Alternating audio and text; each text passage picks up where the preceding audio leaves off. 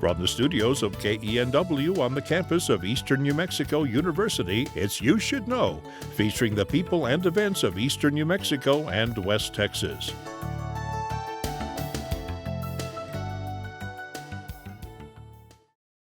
With me today on the kitchen set here at KENW TV is Dr. Patricia Dobson. And Patty, as we call her here at Eastern New Mexico University, is a professor of communication, and she's going to communicate some cooking to us today. I love cooking shows. Anyway, she's gonna cook something for us, a special hamburger recipe that she has. Yes. And Patty, let me ask you first, where did you find the recipe, or how did you come by the recipe, or did you make it up? I made it up. Oh, good for you. I made it up. Good. It was a mistake. It was a meatloaf mix gone bad. And so I tried to salvage it and just came upon adding some extra breadcrumbs and spices. And then we hid some cheese in it and the burger was born. Very good. There you go. Very good. And this works well. I want to say that this works well for students. We have a lot of students in the studio with us here today. Yes. And of course, we're going to have a lot of students on the campus next fall. Thrilling. And we want to kind of let them know that they can cook something really good. I used to get refried beans and 3 pounds for $1 hot dog. That ages me. You can't get 3 pounds of hot dog. Yeah.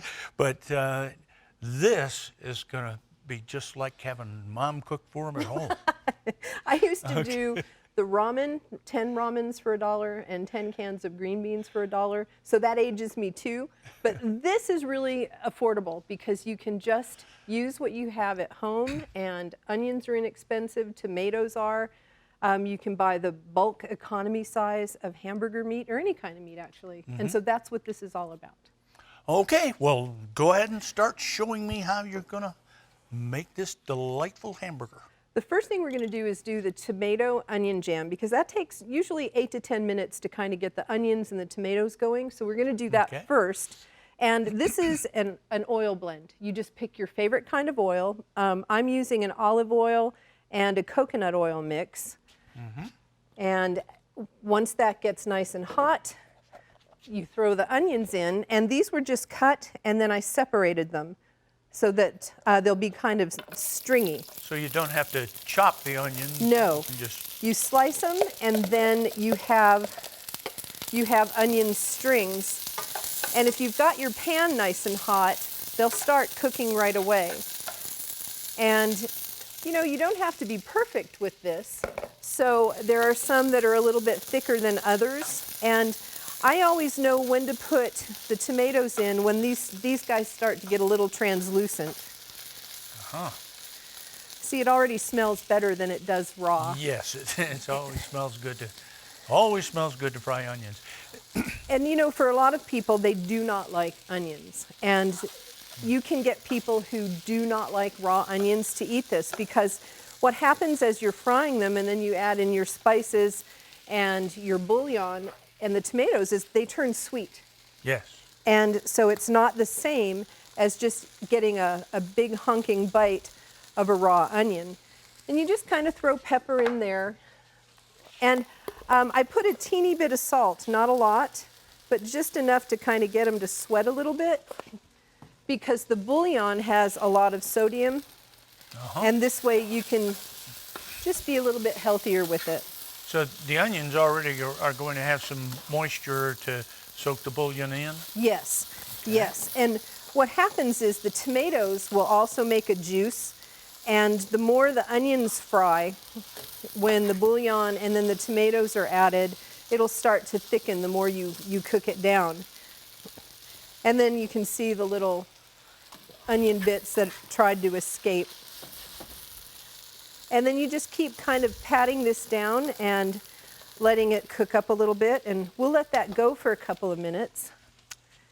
And then the next thing, while this is cooking, this is the burger mix. Okay. This is really nice because you can do this at home, and the night before you're going to serve it. And you can make these so that they can be cooked indoors, or you can cook them out in the grill. Very good. So what I'm doing here is just mashing a couple of these out. And you just want to kind of have them an even thickness, because we're going to hide some cheese in here in a sec. Okay. It's a burger hat. I saw the cheese out there. That's going to be very good. And I see that you've got your vegetables, some of the vegetables mixed right in there. Yes. Does that help the flavor? Yes, and this is one of the reasons that I like to mix it ahead. They're good if somebody shows up and you need food, you can throw this together in a matter of minutes. But if you mix all of this ahead the night before, it's going to have more pepper flavor, more breadcrumb flavor. I've got some Parmesan cheese in here, as well as some breadcrumbs, and that's where the seasoning comes from. Very good, very good. Yeah, sometimes I'll get a hamburger even at a restaurant, and it's like they just took a clump of meat and fried it and didn't put any kind of salt or anything on it, and I think that's going to taste a lot better. I do a little bit of salt in the meat, but again, not a whole lot, because you're going to have sodium from the bouillon, which is in the tomato jam. Yeah. And so you don't want that rush of sugar or of salt. Salt. Mm-hmm. So what I'm doing is, I've got these little burger blobs, and I'm just making, this is like a flap. Very good. You've made up a new word, burger blob. Burger blob? Yes, we're gonna. So this would be a burger hat then. Okay. So it goes from a blob to a flap, and I'm doing that because I'm going to put cheese in the middle. And this is nice because it's a surprise. Ah, Yeah, okay. because people aren't expecting that. Let me ask you, what's the fat content? This is 80-20. And I do that because I don't want it to stick so much, but also the fat is what helps give it flavor. Yes. And so because of the cheese and the breadcrumbs in the burger mixture, I like to have a little bit of fat just to kind of keep it moist. And I don't want it to dry out, because when you take a bite of a burger, if it's like a sandpaper, it's not a good thing. So what I'm going to do before I start the burgers, you can see that the onions have really started to turn nice and brown. Mm-hmm. So I'm just going to sort of push them out like this. There are a few that aren't quite there yet, but that's okay. They'll get there. And this is just a bouillon powder, a beef bouillon powder.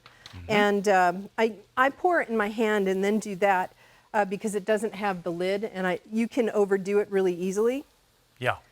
And so you just do it to taste and eyeball it. And when you think, yeah, that looks pretty good, stop. So it's probably anywhere from a teaspoon to 2 of the bouillon, depending on how much you want. Could you use chicken as well? Yes, and you can actually use any kind. It can be the powder like this, or you can use the base, which is more of a paste. Mm-hmm. And you can start to smell that beef a little bit. Those are beginning to look really good. Yeah. Oh. And now here's the magic part. It's the tomatoes. So you just dump all your tomatoes. Isn't that pretty? Yes. And now you just let this cook down, and the juices will come out of the tomato, and it'll start to caramelize a little bit. And in some of the tomato jams, people will add sugar. I don't, because the tomatoes are just so sweet, you don't need it. And the tomato actually kind of helps thicken the jam, but this will do it all on its own. And if people are onion haters, they don't realize that onions are sweet as well. That's right. And there's a science, I'm sure, involved with this, but when you fry them, they become more sweet. Mm-hmm. Yeah. All right, so now what I'm going to do is show you how to add the cheese. So we've got our blob of cheese. Any cheese will do, but this is extra sharp Vermont cheddar. And what I want to do first, this is my secret for, it's not a secret and it's not mine. I actually saw this on, I think it was an Elton Brown show. Put salt in your pan. This is another reason that I don't put salt in the burger. This makes a crust. And then you take the blob of burger that you sort of squashed out, and then you just do that so it's sealed. Very good, very good. And now no one knows the cheese is in there. And so it really is a nice surprise. And all this started out of trying to make a meatloaf. Yes. Very good. The meatloaf was an epic fail. The burgers weren't. Oh, and you can hear the sizzle. Mm-hmm. And then you do the same thing again. You just put the cheese that you want in there. You take the little hat part and you squish it. And I noticed you didn't put any oil in the frying pan, just the salt. And I don't for a couple of reasons. Remember, this is 80-20 ground beef, so it's going to have a lot of fat that starts to cook out of it. Mm-hmm. The salt is going to make the crust. And so if I would have put any kind of oil or fat in here, it would just be too much. So there's the burger. You can't see the cheese blob. Mm-hmm. Another sizzle, and we let those go. Ah. And then we're going to come over here to the jam, and you can see how they've turned color.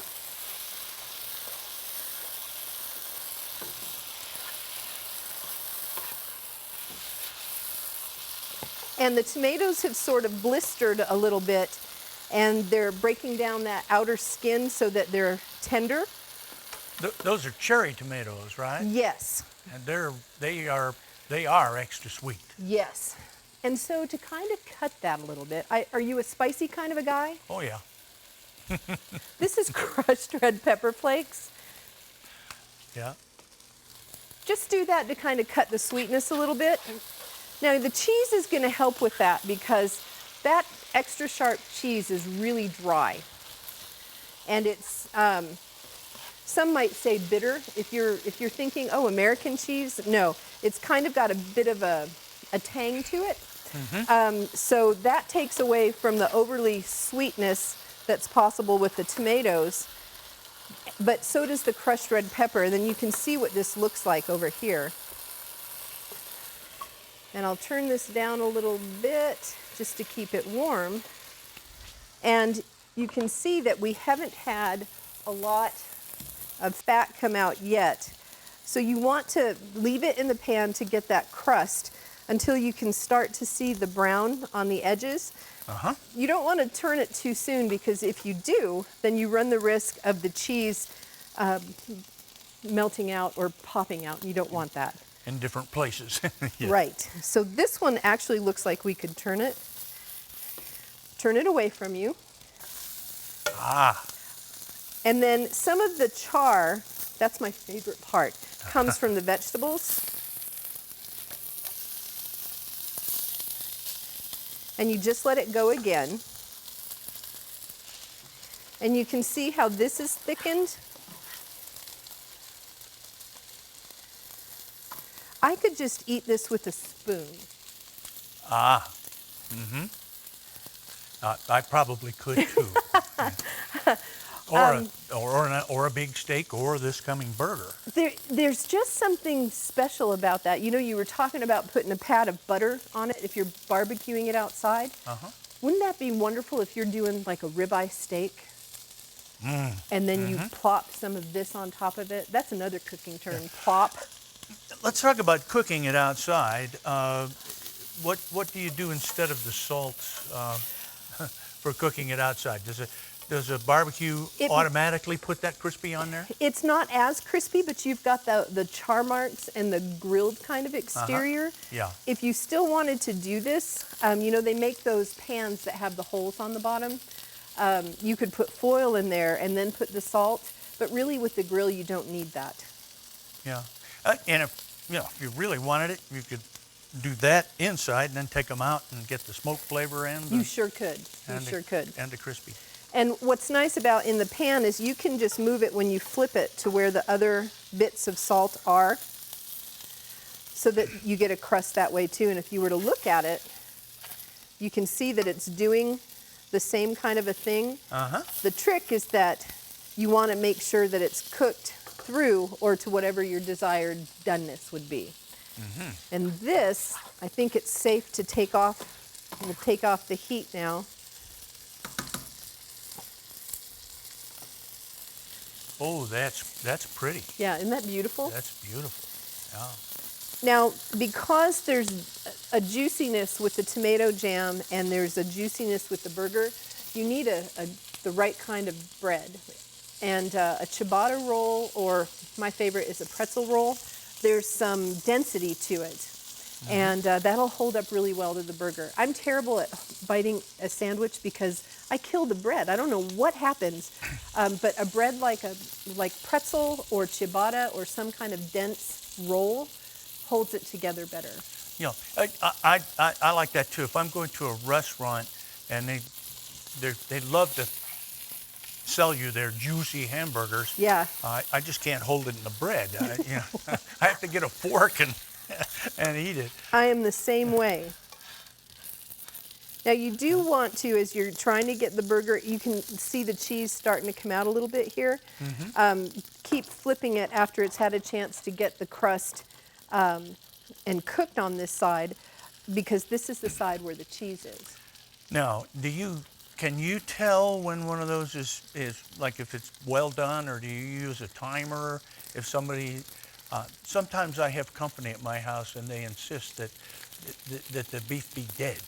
Yes. In other words, if it starts to feel like that, it's done. Okay. This still has a bit of a give, but remember, this has the cheese in it. So if you try to do it by touch, well, here you're kind of getting a cheese reaction. So if I do it over by the side, I can feel that there's still some life left in it.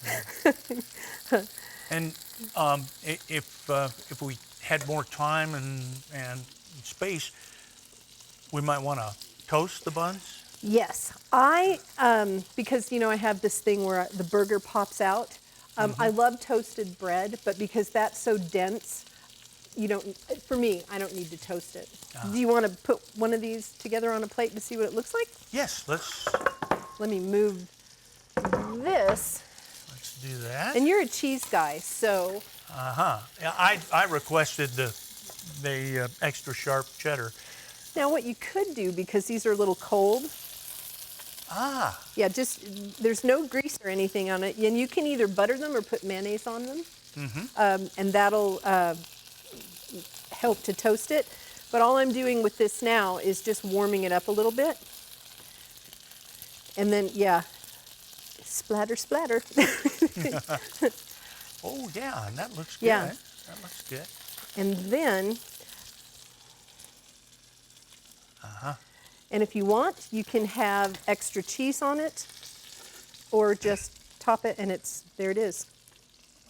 Except we're forgetting a very important component. Tomato jam. I got so carried away with the bread. So you just put it on there. Oh, look at that. And you just want to make sure that you've got a nice ratio of tomato and onion.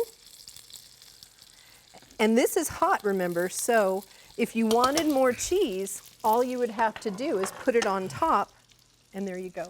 Or if you just want to bite that, you're done. And for our folks out there who are worried about following special diets or eating light or any of these kinds of things, this is not a huge burger.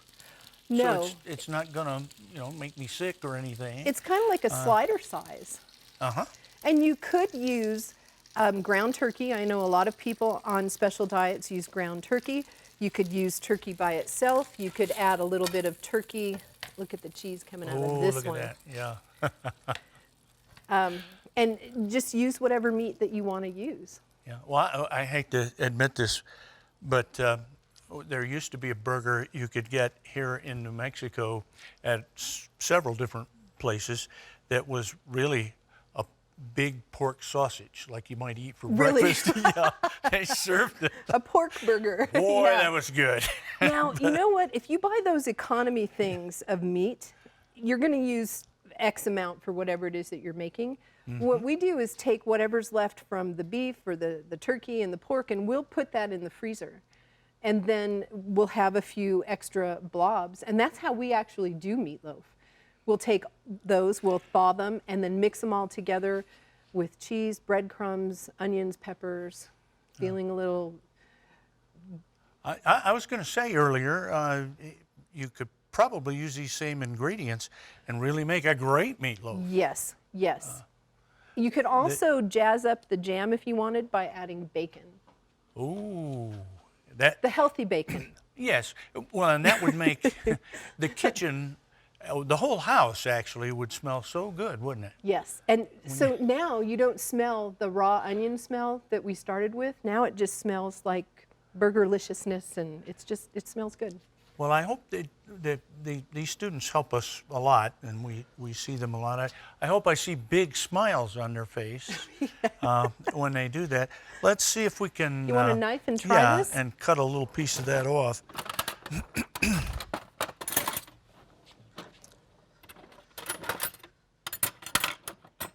And by the way, the pretzel is a great idea. I really...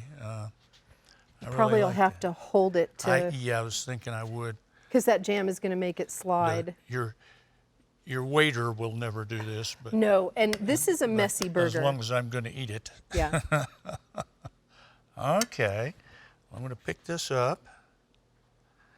And hope there's a napkin nearby.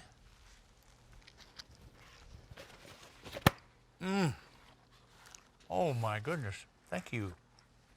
I'm not supposed to lick my fingers. I'm breaking all of the rules. How fun is that? But that is delicious. Yeah. Oh, I probably my. over-jammed it a little bit because, you don't want the burger lid to slide off, but it's all good. And you could make sliders, couldn't you? Yes. Out of this. This would also make very good sliders. Yeah. Well, it's a wonderful chance to give everybody a shot at making something. This was very simple. It is very simple. It's very simple, and doesn't take a whole lot of time. No. Even this doesn't, and that took the longest. Yeah, and you can make this up in a mix. Put it in the refrigerator, and it'll keep for quite a while. Tell me about the peppers. I can taste those peppers. These are mini bells, and you buy them in a package. They're yellow, orange, and red, and I think they sell them in a pound package. So I used one of each to a pound of hamburger, and I have several left that will go into salads. I'll throw them into omelets. I'll eat them like candy because they're just so delicious. And I've never seen the oil like that mixed before. Is that just in the grocery stores? Because I don't look for it. Yes, there is a section where there would be vegetable oil and the different types of vegetable oils. This is on the end of the counter where they have olive oil, coconut oil, avocado oil. And if you use a different oil, that will make your jam taste a little bit different too. I like the olive oil because it's got a kind of a fruity flavor to it. And then the coconut oil sort of cuts that a little bit. But any kind of oil that you want to try. And the jam is something you can make with any meat you're going to... Yes. You can. It's simple. If you just want to use tomato and onions, that's it. If you want to fry bacon, you can do your bacon crisp here and then cook the onions in the bacon, the healthy bacon, remember, and use that instead of the oil mix. Yeah. The healthy bacon. The healthy bacon. And then because it's crisp, you'd cook the onions and the tomatoes just like you do, but you'd throw in the bacon a little bit before you serve it because that way it'll have a little bit of crunch to it, but it won't get completely soggy. So it's the best of both worlds. I really like it. It reminds me of when I was a youngster, we would go to carnivals and they would be cooking Italian sausage. Sausage and peppers. You could smell it from a quarter mile away. It was the onions and peppers all mixed together, and it was wonderful. Well, thank you very much Thank you for having being me here, Patty. This was so much fun. I just want you to know it's delightful to have a recipe like this. It's a great way to cook burger. I don't believe I've tasted one any better than that. And, Score. Thank you. And that's been wonderful. So thank you for being here. And we want to thank all of you for watching.